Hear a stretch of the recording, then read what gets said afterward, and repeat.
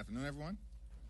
Before I begin, let me extend my heartfelt condolences, sympathies, and prayers to our former colleague, Liz Cheney, to Mrs. Cheney, and to the entire Cheney family on the passing of Vice President Dick Cheney.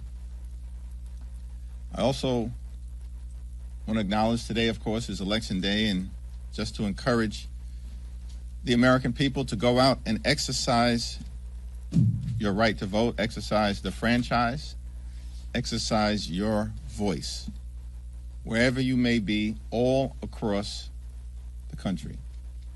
It's our country, it's our democracy, it's our successful experiment in self-government, and it only works if the American people participate. Despite all of the efforts from the other side of the aisle to engage in misdirection, lies, voter suppression, and obstruction, the will of the American people is going to prevail today. Here in America, the cost of living is way too high. Donald Trump and Republicans promised that they were going to lower costs on day one. But costs aren't going down, costs are going up. The Trump tariffs are making life more expensive for everyday Americans by thousands of dollars per year.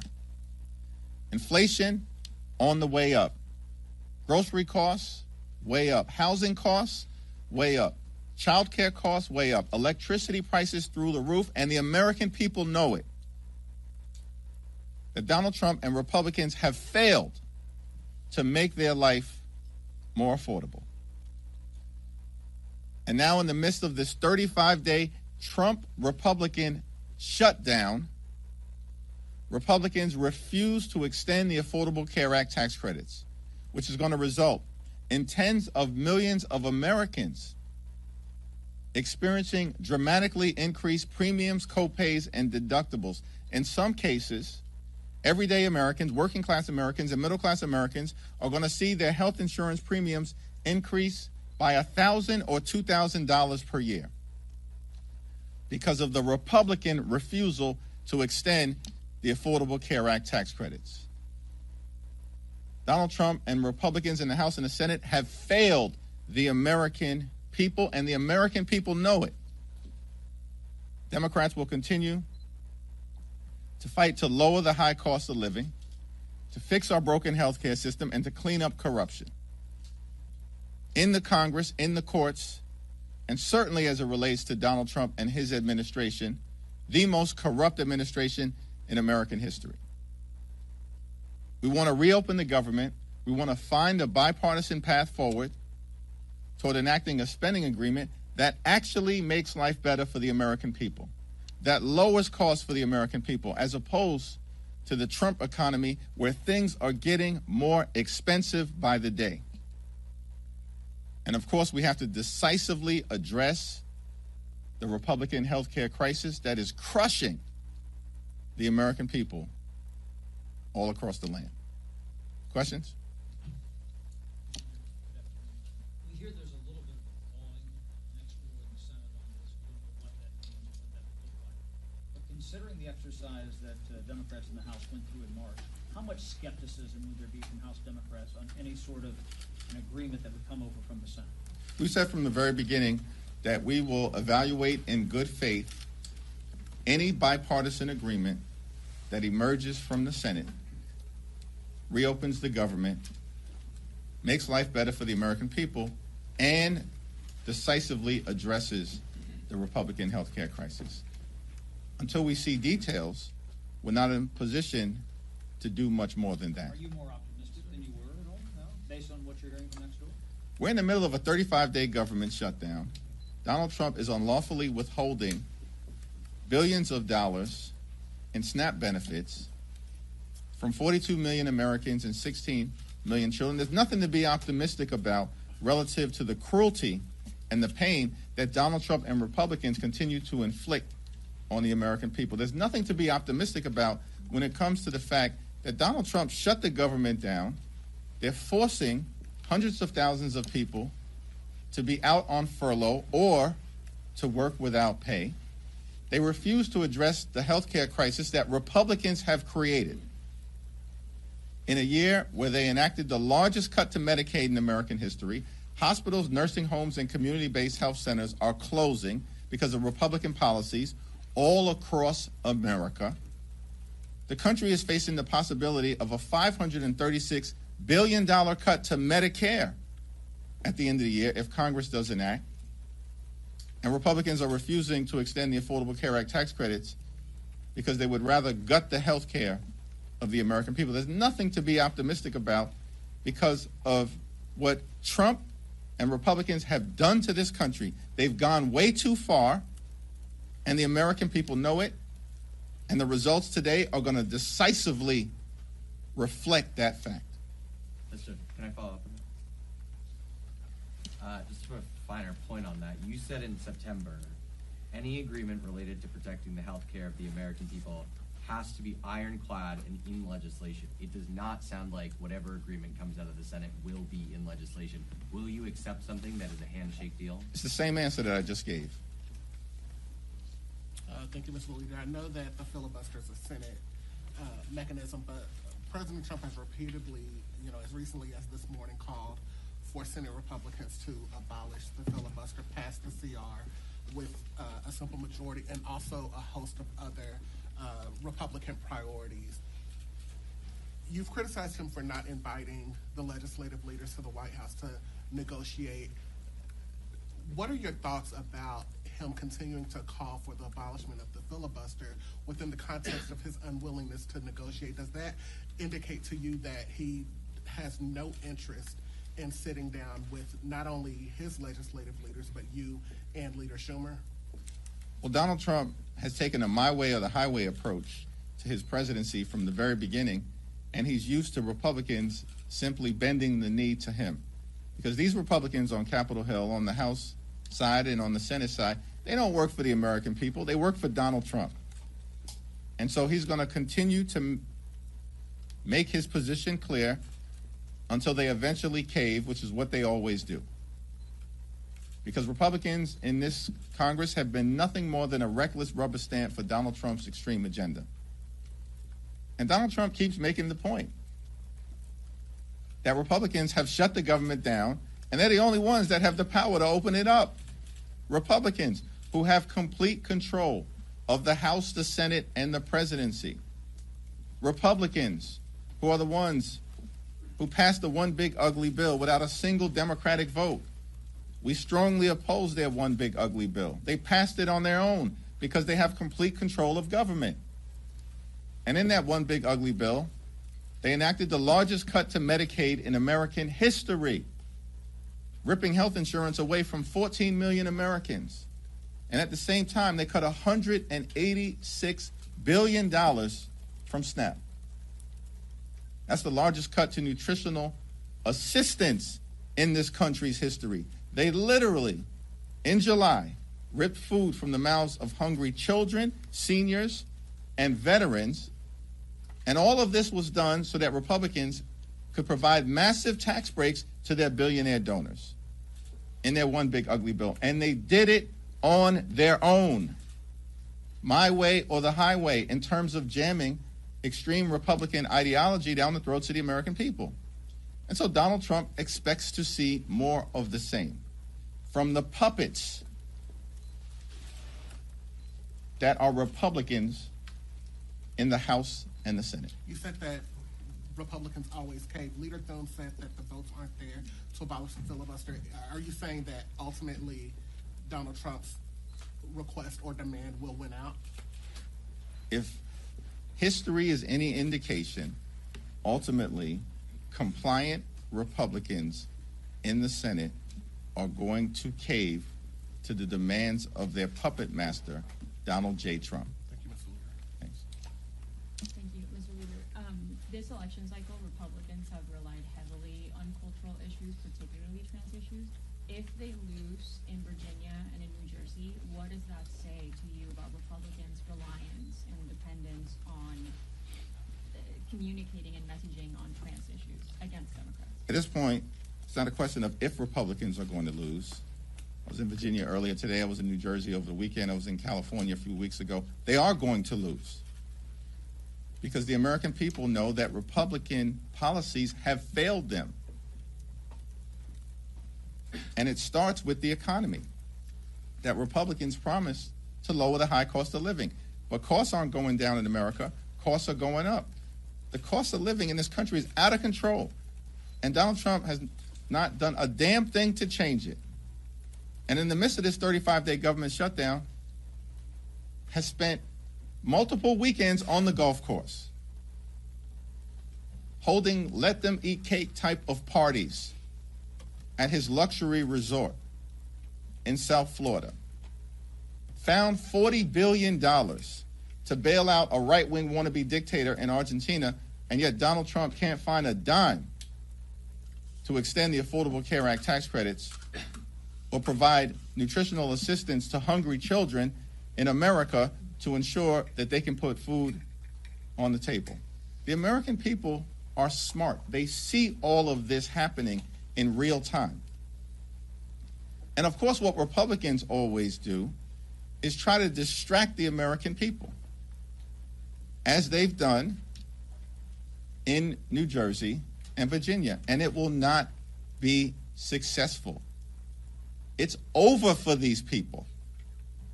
And we're going to see it today, and we're going to see it during the midterm elections next November. At this point, is a record-breaking shutdown a pattern of the Trump administration? It was a 35-day government shutdown during the first Trump administration. This is day 35 of the Trump Republican shutdown. Donald Trump and the Republicans cannot govern. These people are deeply unqualified. And they spent all of last year lying to the American people that they were going to lower the high cost of living, while at the same time distancing themselves from Project 2025. But they've spent all of this year doing nothing to lower the high cost of living. In fact, costs are going up, not down, while they spend all of their time, Republicans spend all of their time implementing the extreme, toxic Project 2025 agenda, including, by the way, as part of Project 2025, ripping away nutritional benefits and SNAP from the American people. I think that's on page 300 or so of Project 2025.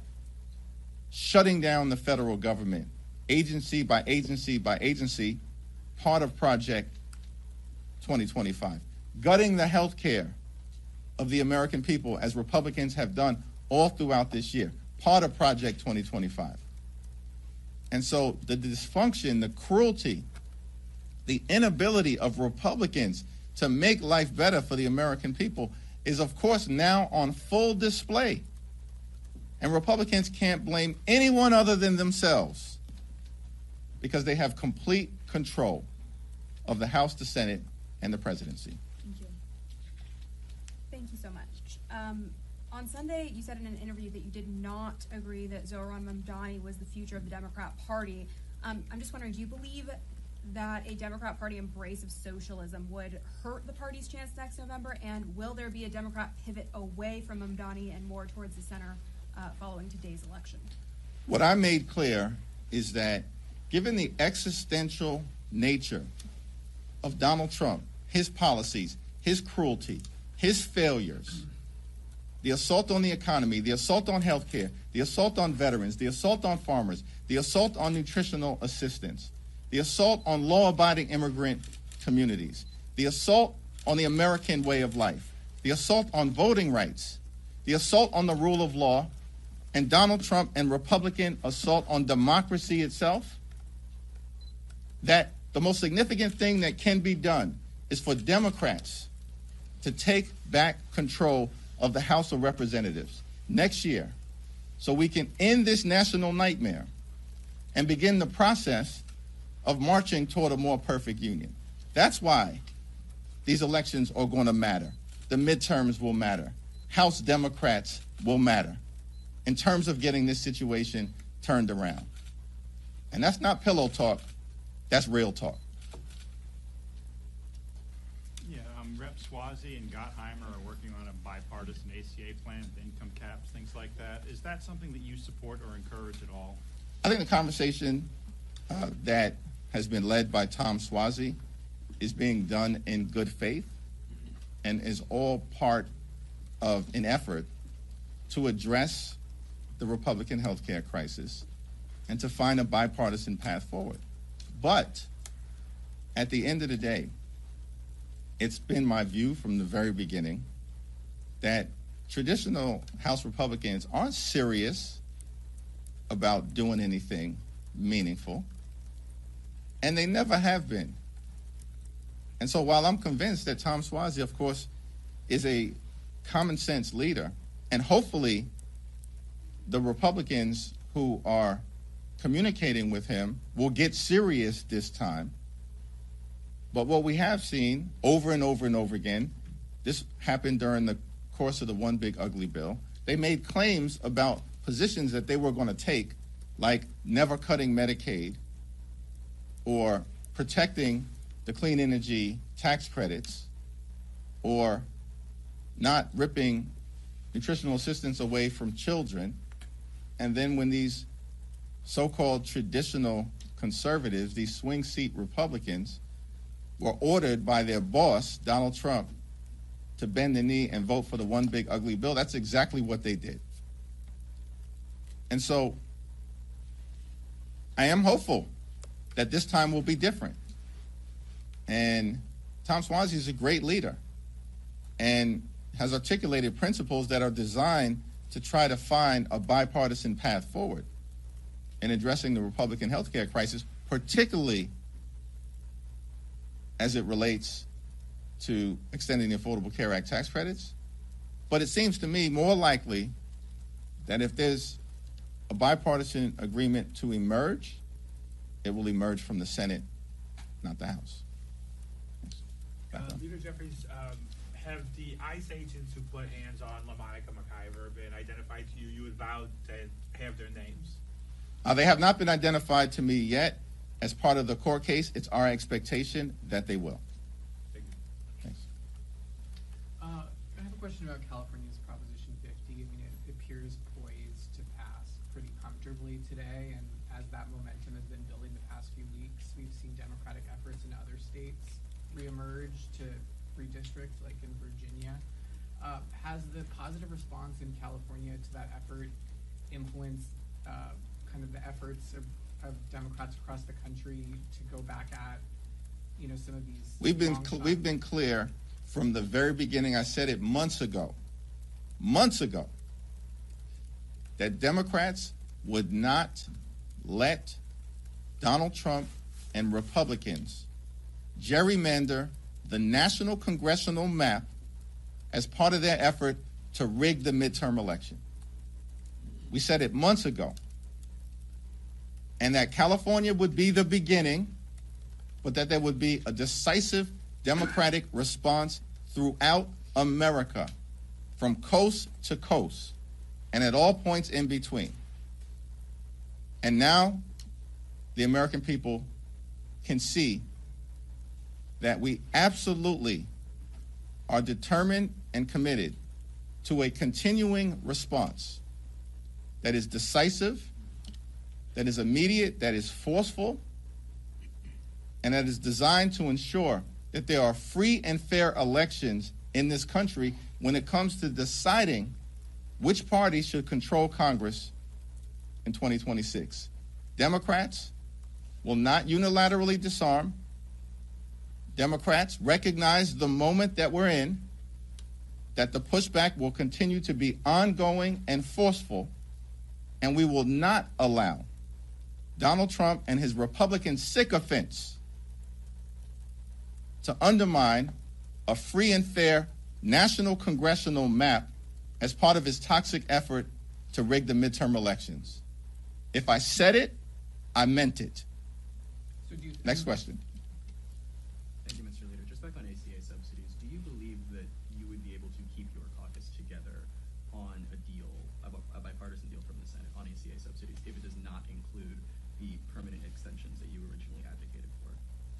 As I've indicated, we are going to evaluate whatever is presented from the Senate if it emerges in good faith and in a bipartisan way, as long as it addresses the Affordable Care Act tax credit issue in some way, shape, or form.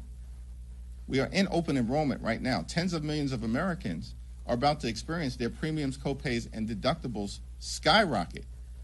It requires action. And what is clear is that Republicans increasingly understand that. Marjorie Taylor Greene for weeks has made that clear. 13 Republicans in the House wrote to Mike Johnson, the Deputy Speaker of the House, because apparently, according to Donald Trump, he's the Speaker of the House of Representatives. And they said that something needs to happen on the Affordable Care Act tax credits. And now we're seeing movement in the Senate, because apparently Senate Republicans recognize that something needs to happen as it relates to extending the Affordable Care Act tax credit. So we'll evaluate any agreement, if an agreement is presented to us, as a caucus, but not before that. Assuming that there is a bipartisan agreement in the Senate done in good faith, do you believe that House Speaker Mike Johnson would be able to deliver that on his end in good faith in the House? I think that depends on, whether Donald Trump orders him to do it or not. Thank you, Leader.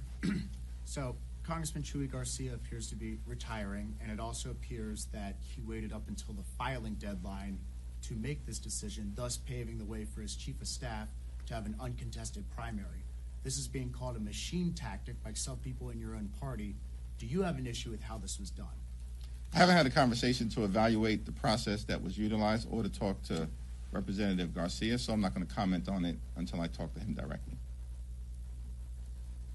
Thank you, Mr. Leader. Multiple of your Democratic colleagues have said that they gave their October paycheck to charity or they deferred it completely. And last time you were asked this, you said you would make a decision over last weekend. So I just want to ask you again, what did you decide to do with your paycheck from October?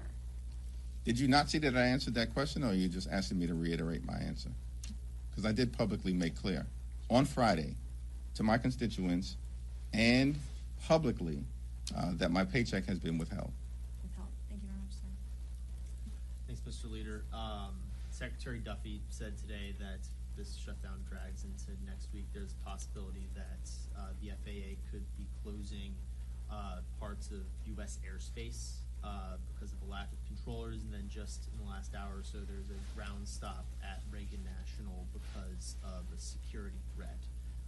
How could major aviation issues affect your calculus or anyone's calculus up here when it comes to the shutdown? Well, Duffy needs to start acting like a transportation secretary and stop trying to pretend to be a reality show TV star. Because at the end of the day, it's the Republicans who shut the government down.